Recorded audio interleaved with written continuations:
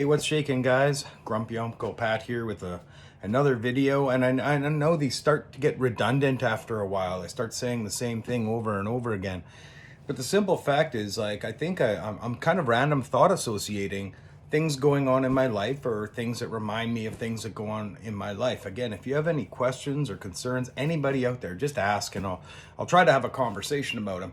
Today, I want to talk about when you kind of have to jump off a difficult friendship, or when you have to examine some of the stuff that the people that are around you are up to that you don't necessarily agree with, and how, as a young person or even as an adult who's never really had functional boundaries, you can basically offboard yourself from potentially toxic situations, right? If you watch some of my previous videos, you'll see me talking about, maybe you see friends getting into some toxic choices like criminality or, some drugs, or maybe if they're involved with alcohol and that's not something you want to be involved in. There's other elements that can also come into play. Sometimes people have sexual ethics that you just don't agree with, maybe they're doing things non-consensually or whatever the case may be. You just don't really want to be engaging with that individual as much. And how you can bring it up and say, hey man, this isn't working for me anymore. And it is complicated because it really depends on the type of group that you choose to hang out with. Like, I'm not gonna lie, like a lot of people, especially young people today, there's a lot of different personalities out there. You might have violent people, like physically violent, and it's going to be difficult to say, whatever you're up to, man, I can't really participate in that anymore. Or you could just have people that want to socially assassinate you, and then you're going to have to engage with the mean girl kind of attitude. If you've ever seen the movie Mean Girls, they'll just slander you until, they can drive your reputation or your self-esteem down. I saw this interesting point where it's like, yes, men generally excel at physical violence, while women generally excel at psychological and emotional violence. So that's the difference between a physical consequence or then an emotional a psychological consequence. So depending on who you are and the type of people that you need to step away from, your mileage may vary, so these are things to consider. So first off, I think, again, I talked about it earlier in another video, the principle of discernment is a very important one, where you need to first off recognize what you do believe in and what you don't believe in, what your values are and what they aren't. And again, I mentioned earlier, imagine yourself in a place in 5 years where you want to be, and do a little bit of inventory in the circle that you're hanging out with. And are these people going to help you to where you want to be, or are they going to hinder you from where you want to be? So let's say we've done that inventory, we figured out what we believe in, we've got our right, we've got our wrong, we've got our good, we've got our bad, which largely is missing out in a lot of contemporary society. But you've got your values, you figured out, at the very least, what so-and-so is doing, I don't want to engage with anymore. So what's the best way to handle this? Now,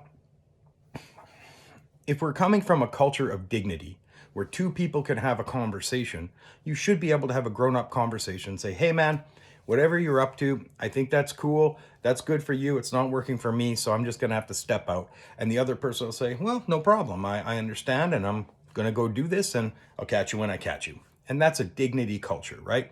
Now, way back in the day, especially if you didn't have like cops and like laws and the overarching, I guess, rule of law, there were these things called honor cultures.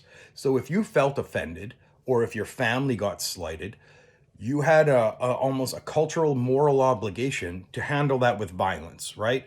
This is where honor killings, cultures with honor killings, or those, maybe in a jail culture where you feel insulted, so you need to get even with somebody, or if somebody takes something from me, it needs to be solved immediately, directly, confrontationally. So that's more like an honor culture. As we move into an overarching rule of law, almost in like a crazy, nanny state. The book that this is from is called Victimhood Culture, and I don't necessarily consider it a victimhood culture. I would call it an authority-based culture, where people can no longer solve problems with violence. Right on, that's civilization. But then they've also stepped past the point of being able to have a dignified conversation with each other because people can't they call that confrontation because they're not used to real confrontation. So they think having a regular conversation is confrontation. Then they move into, I need a grown up to talk to. Any conversation, I need a mediator. I need a teacher. I need a parent. I need a counselor. I need a police officer, because you and I can't have a normal conversation anymore. So when you've moved past an honor culture, past a dignity culture, you get into like a dependence on authority culture where people can't do things on their own. So I would advocate, at least to be grown up enough, moving into your adulthood, if you're a young adult, having a dignified conversation.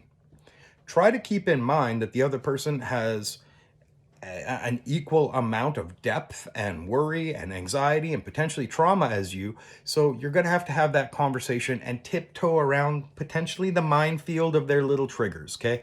So have as dignified a culture as you, or a conversation as you can, while trying to maintain their boundaries, their ego boundaries. You don't want to crush on them. Now, that being said, sometimes confrontations happen and you've got a right to have your boundaries and say, I can't abide by what you're doing right now, and I'm not going to let you disrespect me, raise your voice at me, yell at me. I'm definitely not going to let you get physical with me. I'm going to remove myself from this situation and potentially our friendship until you can get the work you need. I love you. It's coming from a place of compassion. I think the stuff you're doing is going to hurt you. I need to step away so I don't hurt myself. And I'm just looking out for myself. I'm not judging you, but I'm going to go do my thing.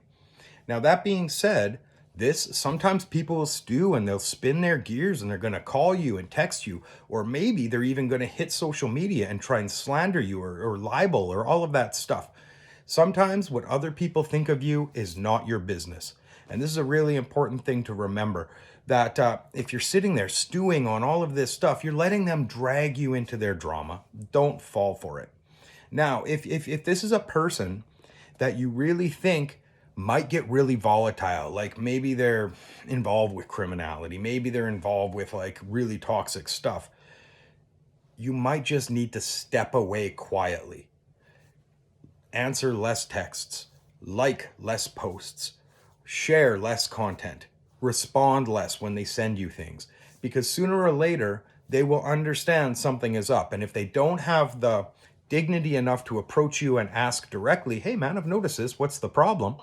They should ideally get the picture and to just allow you to step away. Now, that being said, you should probably respect them. Respect, we're all on valid journeys. We're all doing our own stuff. We're all working through our own struggles, hopes, and fears, and everybody has them. So don't judge too harshly if somebody is doing something that you aren't necessarily wanting to be involved in anymore. The best solution would be, hey man, I'm just busy working on myself. You do you, I'm gonna do me. Now, I hate to be a dick, but sometimes people are very problematic, like they're unhinged. And it seems to be more and more prevalent in modern times that these people will come after you and they want vengeance, they want revenge. Maybe they felt slighted, so they figure that the only way to get even is to get revenge. Well, anger and revenge are like lighting your enemy on fire, but you only burn yourself. You think you're damaging them, but you're only hurting yourself. So if it gets to the point that you are worried for your safety, legitimately, you are concerned. I'm so tired with the don't snitch attitude. Like even kids in my daughter's high school, like, yo, I'm not a snitch. I'm like, what, are you street? When did you become gangster? I walked that razor's edge between being a citizen and a business owner and being a street guy for a very, very long time. And we had a very hard code of ethics, because I saw a lot of people get run through by the police, that you don't talk to the police. Well, now I'm a grown up. I have a legitimate business. I have investments and equity. I have something to lose, and I'm not a bad guy. I'm not going to go like meet you and pow, pow, pow, whap, whap, whap, whap, whap. I'm not going to do that. And I don't want to do that. Maybe once upon a time that was me, but I don't want to do that. So you better believe that I'm going to draw a line. And if you mess around, I will call the police. And, You can go to a police station if you are concerned for your safety, put in a report without necessarily charging somebody. And then if things escalate, there's already been a report put in. I got a phone call from one of my oldest friend's sons, and he's like, Uncle Pat, you need to come help me out because these new to Canada guys, they came to this party and they did some sketchy things to this girl I know, and I told them they better smarten up, and they said they're going to shoot me. And I asked him, I'm like, and what am I going to do? You know, you want me to bring a rifle? Like, come on, man. Like, what you should do is not go there. What you should do is file a police report that these people are uttering threats against you. And a lot of people that are coming to Canada or anywhere from a different place are coming from a place with different values and different histories.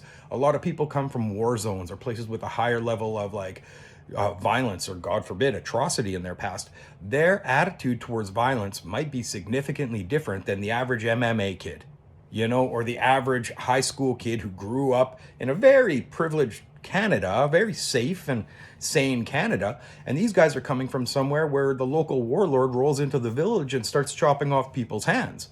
That's a different set of values. So don't worry. If you need to take a step back and you really think that things are dangerous, call the police.